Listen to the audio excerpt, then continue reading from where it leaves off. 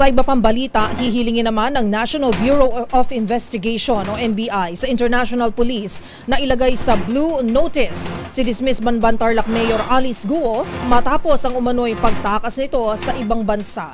Ang buong detalye ibabalita ni Boy Gonzales. Nakipag-ugnayan na ang National Bureau of Investigation sa International Police o Interpol kaugnay kay dismiss sa Banban Tarlac Mayor Alice Guo na sinasabing nakalis ng bansa noong July 18. Ayon kay NBI Director Jaime Santiago na nakadagda nilang hilingin sa Interpol na ilagay sa Blue Notice si Guo. Tuloy-tuloy yan. Nakikipag-usap kami, nakikipag-coordinate kami. Wala pang sagot sa akin. Possible po ba yun? Knowing na wala pa namang warrant? May warrant yun. May warrant siya from the Senate.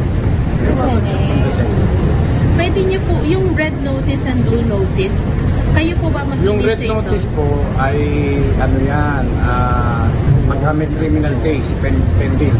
Yung blue notice, watch out lang yan. Ganun lang po.